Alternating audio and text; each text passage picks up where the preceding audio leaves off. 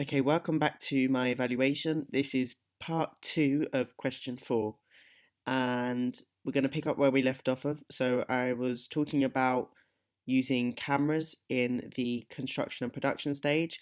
I'm going to move on slightly to the post-production stage because this is where lots of new media technology came into play. After we had filmed our footage for the music video, we transferred all the files onto a computer. We just unplugged the SD card from the camera and put it all onto a computer.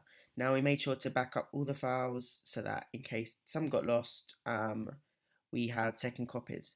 So um, in order to edit the software, we used a program called Final Cut Pro.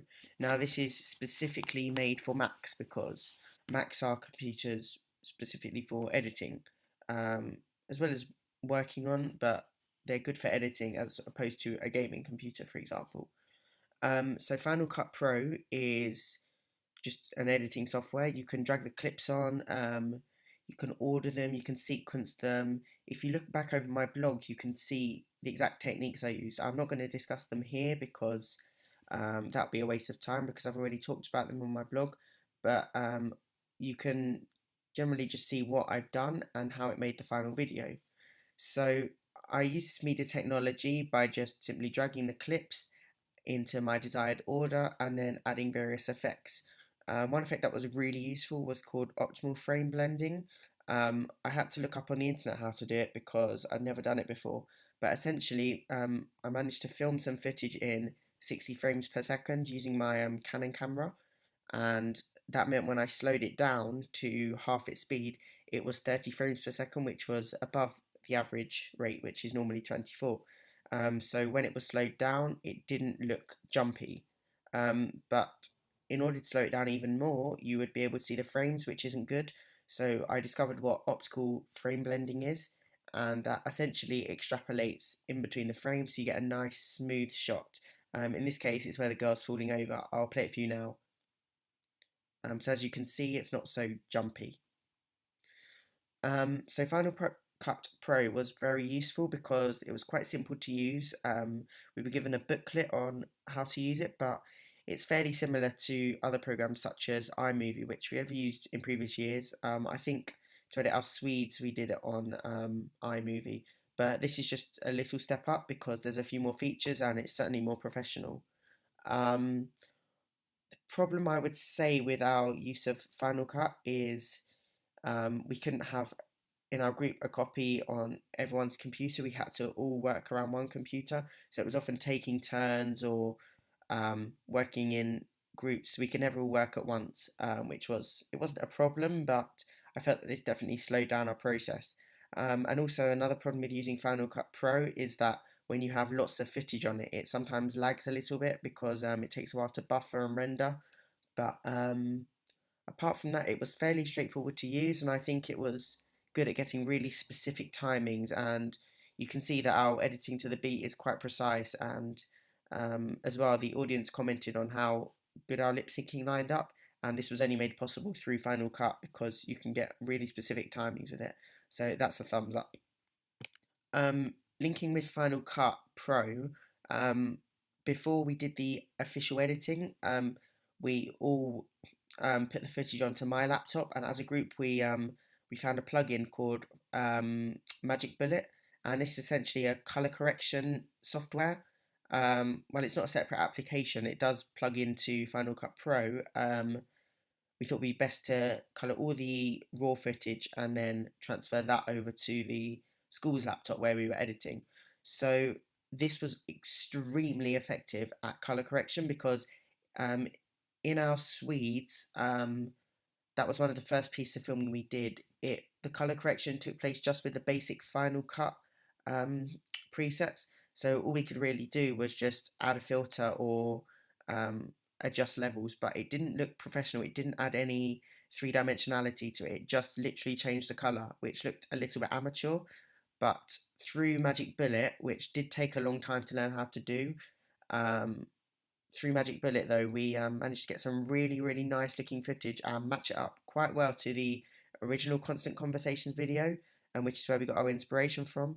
And overall, I think that Magic Bullet was really successful at coming up with this color scheme. Well, not coming up because we chose it, but it was really good at enabling us to do it through playing with levels of saturation and the three-way coloring. Um, Also, another benefit of Magic Bullet was that we could do a different preset for the rewinds. If you notice, we decided to change the color of the rewind so that people know that it's going back in time. And this was definitely understood by the audiences through the use of different color. And Final Cut Pro just wasn't capable enough of giving us the color that we wanted. So Magic Bullet was really good. The only problem with Magic Bullet is it's just very complicated to use, and it did take a long time, and it was especially slow and laggy. Um, and while our group was patient, I felt like this step was a little bit unnecessary because it took up such a long amount of time, which we could have spent editing. And yes, our footage does look really professional now, and much more professional than without the color correction. I think that we could have got a similar colour in Final Cut Pro, although not as good. It definitely was a risky step to take, but overall, I think that the final product looks really, really nice, and we've had lots of comments about the colour. So Magic Bullet was a really effective use of media technology, especially at a higher level. For the other two ancillary texts, I used completely different media technology. For the website, I decided to use an online tool called Wix, which is a website which allows you to make other websites. So it's a website maker for making websites. Um, the good thing is Wix is free, and unlike other website creating softwares, this one you don't have to pay for any extras. So that's a benefit because the problem I had with using other sites is you had to pay for it. The other benefit of using Wix was that it was really good just to select a template because this saved me so much time. And also, there's no copyright on it, so you can use this template however you want and then change it to your level of choice. So I did change it quite a bit, but without this template, I don't think my website would have looked like how it does now. The other benefit of Wix is it's quite easy to use. It gives you a tutorial before you begin, so I think that's really effective because it saves a lot of time rather than having to look up on the internet how to use it. And overall, I think the final website does look professional. It's easy to navigate around, and because of Wix, it was just easy to make and it's easy to use as well. If I had to criticize Wix, I would say that sometimes you're limited with what you do. Like for example, there is a border around the outside, which is it's almost a guideline for the computer screens because if you stretch it beyond this, it might not show up on some computers. But the problem is most computers now are made with a certain ratio, so when you load the website, it looks a bit stretched. Like there's quite a lot of blank space to the left and right side of the screen. But as I said, Wix does not let you um, change this. It's just a preset it has. So that was one problem. The other problem is just some of the animations were a bit cheesy, and there's nothing I could do about that. Um, so apart from that, I think Wix was a fairly good choice to use for making the website, and although not as professional as applications like Dreamweaver, Adobe Dreamweaver, which I've used before, um, I just think this was far less time consuming but gave the exact same effect as a really professional piece of software. So you can't talk about media without talking about Photoshop. Now, all of us know this software is a photo manipulation software or just a photo editing software, and I use this to make the other ancillary product, which was my album advert. Now, I decided to not go for the traditional um, A4 poster because I thought this was a little bit boring. So I decided to go for a half page vertical strip, and Photoshop allowed me to do this really easily just by opening a new page and typing in the dimensions. So that was really good. Photoshop, I'm not new to it. Last year at AS, we learned how to do it because most of the main product that we made last year, the magazine, that was all done on Photoshop. So this year was not so much learning new skills, it was using the ones that I learned last year and just reapplying them. Um, it must be said, most of the stuff that I did wasn't that complicated. So, for example, um, it's really just a series of images dragged onto a background and just a load of text with it too. So apart from that, I didn't really do any editing. I mean, I did add a couple of saturation layers, but that's literally it. I just dragged the photos and text and changed the color to make sure it all matched, and that was about it. Photoshop, I don't really need to talk about it that much. I've used it lots of times before, but overall, it just helped me to make a successful poster. And yeah, it was time consuming because I had to move each layer and just do lots of little changes, but I don't think any other piece of software could give me the same quality and effect as Photoshop does because of the vast amount of tools it has. So yeah, Photoshop is really good. I do enjoy using it. Occasionally it's frustrating because of just there's so many things going on. It's sometimes hard to know what tool's best, and also um, occasionally if you make changes you can't undo them. So this was a problem that I just had to accept and move on. But yeah, overall it was very efficient for enabling me to make my final poster.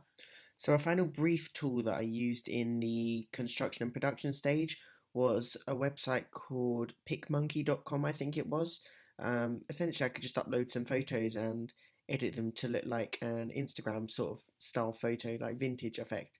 And I did this with most of my images on my album advert. And I chose to use this website because it was very quick. There were presets on there. And to be honest, I didn't need to do it 100% professionally in Photoshop because that would just take a lot of time. Whereas on this, I could make my own preset and then just apply it to all the other photos. So this was really quick. It took me about 5 minutes per photo, when it could have taken an hour on Photoshop.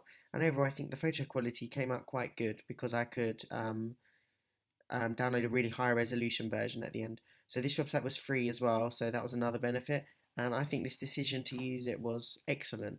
So yeah, that's just brief PicMonkey in a nutshell. Just lastly, I'm going to mention the evaluation stage because um, I am using some media technologies in it, although I have talked about them before. So the obvious one is Web 2.0 tools. I'm using them just to present my evaluation questions in a much more exciting format and much more interactive way. I'm also, this video that you're watching right now, I'm editing it on Final Cut for the same reasons that we edited our music video on it. It's just quick, easy, and well, I've been editing everything on it now, so I'm really used to how it works. And yeah, the evaluation, I'm just trying to use all the tools that I've talked about before to make it as exciting and interactive as possible.